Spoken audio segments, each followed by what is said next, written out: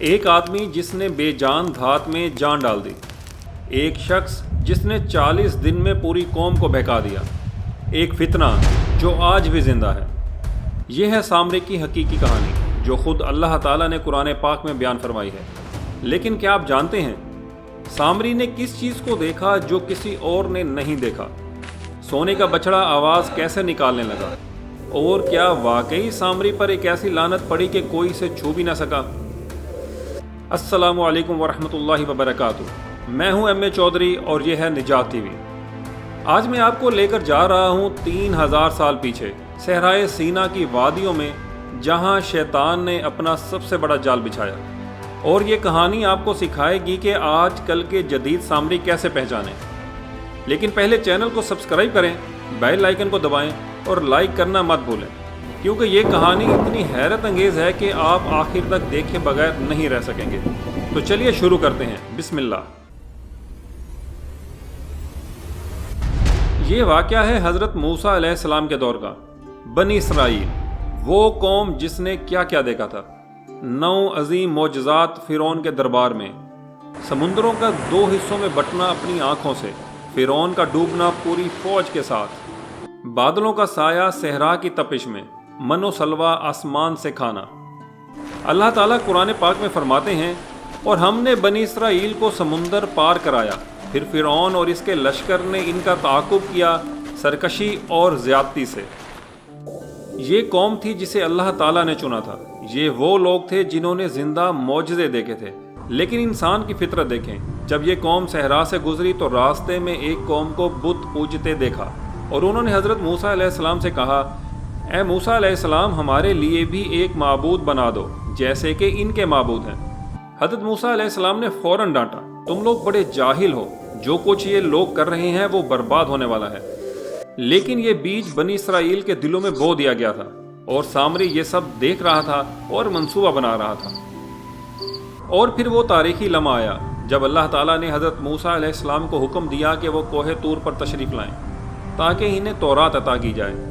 قرآن پاک میں اللہ تعالیٰ فرماتے ہیں، اور ہم نے موسیٰ سے 30 راتوں کا وعدہ کیا، پھر اسے 10 راتوں سے پورا کیا، پس ان کے رب کا مقرر وقت 40 راتوں کا ہو گیا۔ حضرت موسیٰ علیہ السلام نے روانہ ہونے سے پہلے اپنے بڑے بھائی حضرت ہارون علیہ السلام کو جمع کیا اور فرمایا، میری قوم میں میری جگہ لو، اصلاح کرتے رہو اور فساد کرنے والوں کا راستہ نہ اپناؤ۔ یہ بہت بڑی ذمہ داری تھی، لاکھوں لوگوں کی قیادت 40 دن کے لیے، اور حضرت موسیٰ علیہ السلام کوہ طور کی طرف روانہ ہو گئے۔ لیکن بنی اسرائیل کی صفوں میں ایک خطرناک شخص چھپا بیٹھا تھا، سامری، جو اپنا جال بچھانے کی تیاری کر رہا تھا۔ ناظرین کرام، اب سب سے اہم سوال، سامری کون تھا؟ مفسرین نے مختلف آراء دی ہیں۔ امام ابن کثیر رحمۃ اللہ علیہ کہتے ہیں کہ وہ بنی اسرائیل میں سے تھا لیکن منافق تھا۔ قتادہ رحمۃ اللہ علیہ کہتے ہیں کہ وہ سامرا نامی قبیلے سے تھا، جبکہ کچھ مفسرین کہتے ہیں کہ اسے جادو اور کیمیا کا علم تھا۔ لیکن ایک بات یقینی ہے، سامری کو ایک خاص علم تھا، اور اس کا دل حسد سے بھرا تھا، اور اس نے ایک خطرناک چیز دیکھی تھی۔ قرآن کہتا ہے کہ سامری نے کہا، میں نے وہ دیکھا جو انہوں نے نہیں دیکھا۔ لیکن کیا دیکھا؟ مفسرین کہتے ہیں کہ جب حضرت جبرائیل علیہ السلام سمندر پھاڑنے کے لیے آئے تھے یا فرعون کو ڈبونے کے لیے آئے تھے تو سامری نے انہیں دیکھ لیا، اور اس نے دیکھا کہ جبرائیل علیہ السلام کے گھوڑے کی ٹاپ جہاں لگتی وہاں سے مٹی میں زندگی آ جاتی۔ سامری نے چپکے سے وہ مٹی جمع کر لی اور محفوظ رکھ لی، اور اب وہ موقع کی تلاش میں تھا کہ جیسے شیطان موقع کی تلاش میں رہتا ہے۔ 40 دن لمبا وقت ہوتا ہے، لوگ بے چین ہونے لگے، سوالات اٹھنے لگے، موسیٰ علیہ السلام کب آئیں گے؟ کیا پتا وہ واپس آئیں یا نہیں؟ اور یہاں سامری نے اپنا کھیل شروع کیا۔ اس نے لوگوں میں وسوسے ڈالے، اے لوگوں، موسیٰ علیہ السلام تو نہیں معلوم کب آئیں، لیکن تمہیں ایک معبود کی ضرورت ہے، کوئی چیز جو تم دیکھ سکو، جسے چھو سکو۔ اور پھر اس نے ایک تجویز دی، اپنے زیورات لے آؤ، میں تمہارے لیے تمہارا خدا بناتا ہوں۔ اللہ تعالیٰ قرآن پاک میں فرماتے ہیں، پھر اس نے ان کے لیے ایک بچڑے کا پتلا نکالا جس میں آواز تھی۔ سامری نے کیا کیا؟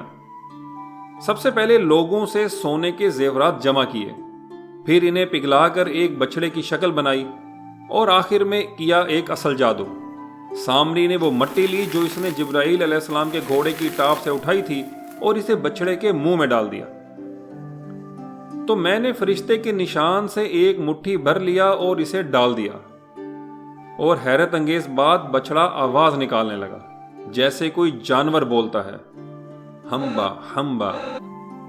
اور سامری نے بلند آواز سے اعلان کیا، یہ ہے تمہارا معبود اور موسیٰ علیہ السلام کا معبود، لیکن وہ بھول گئے۔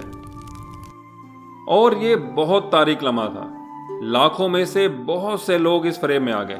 اللہ تعالیٰ فرماتے ہیں پھر سامری نے انہیں گمراہ کر دیا، لیکن ایک شخص جو نہیں جھکا وہ تھے حضرت ہارون علیہ السلام۔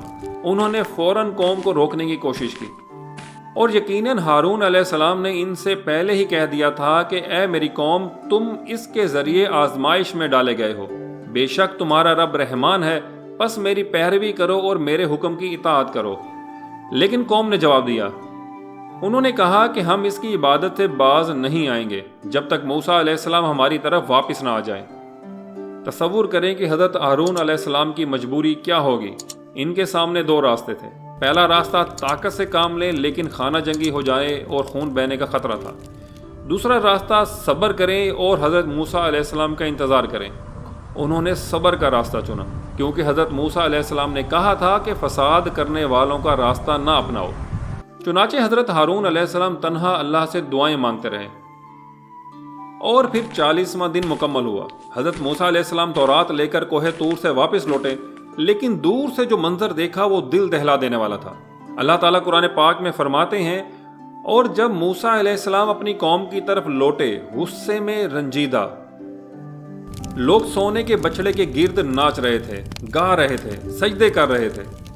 حضرت موسیٰ علیہ السلام کا غصہ اتنا شدید تھا کہ کہا تم نے میرے بعد کیا برا کام کیا؟ کیا تم اپنے رب کے حکم میں جلدی کرنے لگے؟ اور انہوں نے الواح ڈال دیں۔ اتنا غصہ کہ تورات کی تختیاں زمین پر پھینک دیں، اور پھر اپنے بھائی کی طرف بڑھے اور اپنے بھائی کے سر کے بال پکڑ کر اپنی طرف کھینچنے لگے، اور کہا اے ہارون، جب تم نے انہیں گمراہ ہوتے دیکھا تو تم نے مجھے کیوں نہیں بتایا؟ حضرت ہارون علیہ السلام نے کہا، اے میری ماں کے بیٹے، میری داڑھی نہ پکڑو اور نہ میرے سر کو، میں ڈرا کہ تم کہو گے کہ تم نے بنی اسرائیل میں تفرقہ ڈالا اور میری بات کا خیال نہ رکھا۔ حضرت موسیٰ علیہ السلام سمجھ گئے تھے کہ ہارون علیہ السلام بے قصور تھے، اور پھر انہوں نے سوال کیا، یہ سب کس نے کیا؟ اور تمام انگلیاں اٹھیں سامری کی طرف۔ اور اب سامری کا سامنا حضرت موسیٰ علیہ السلام سے ہوا۔ قرآن کا یہ حصہ بہت اہم ہے، غور سے سنیے۔ موسیٰ علیہ السلام نے کہا کہ اے سامری، تیرا کیا معاملہ ہے؟ یہ وہ لمحہ تھا جب سامری کو توبہ کرنی چاہیے تھی، معافی مانگنی چاہیے تھی، لیکن دیکھیں کہ اس کا جواب۔ کہا میں نے وہ دیکھا جو انہوں نے نہیں دیکھا، پس میں نے فرشتے کے نشان سے ایک مٹھی بھر لی اور اسے ڈال دیا، اس طرح میرے نفس نے مجھے یہ بات سجا دی۔ اور کہا کہ میرے نفس نے یہ کام اچھا لگایا، یعنی کہ اس نے توبہ نہیں کی بلکہ فخر کیا۔ اور پھر تاریخ کی سب سے خوفناک سزا۔ موسیٰ علیہ السلام نے کہا کہ جا، پھر تیری زندگی میں تیرے لیے یہ ہے کہ تو کہتا رہے مجھے مت چھوؤ۔ سامری کی سزا کیا ہے؟ پہلی لعنت، کوئی سامری کو چھو نہیں سکتا۔ دوسری لعنت، سامری کسی کو چھو نہیں سکتا۔ تیسری لعنت، وہ زندگی بھر یہی کہتا رہے گا، لا مساس لا مساس، مجھے مت چھوؤ، مجھے مت چھوؤ۔ تصور کریں، نہ کوئی مصافحہ، نہ کوئی گلے ملنا، نہ بیوی کا چھونا، نہ بچوں کو پیار کرنا، مکمل تنہائی، مکمل علیحدگی۔ یہ سزا موت سے بھی برتر تھی۔ اور دوسری سزا، اور تیرے لیے ایک وعدہ ہے جو ٹل نہیں سکتا، اور دیکھ اپنے اس معبود کو جس کی عبادت میں تو لگا رہا، ہم اسے ضرور جلا دیں گے، پھر اسے سمندر میں بکھیر دیں گے۔ حضرت موسیٰ علیہ السلام نے بچڑے کو آگ میں جلایا، پھر اسے پیس کر راکھ بنایا اور سمندر میں پھینک دیا، اور جنہوں نے اس کی عبادت کی تھی ان سے توبہ کروائی گئی۔ ناظرین و سامعین، یہ کہانی تو ختم ہوئی، لیکن سامری کا فتنہ آج بھی زندہ ہے۔ آج بھی جدید سامری موجود ہیں۔ کوئی کہتا ہے یہ تعویذ پہن لو، مشکلیں حل ہو جائیں گی۔ کوئی کہتا ہے اس پیر کے پاؤں چھوؤ، وہ سب کچھ کر سکتے ہیں۔ کوئی کہتا ہے اس قبر پر جاؤ، وہاں مانگو۔ کوئی کہتا ہے یہ پتھر، یہ دھاگا، یہ چیز تمہیں بچائے گی۔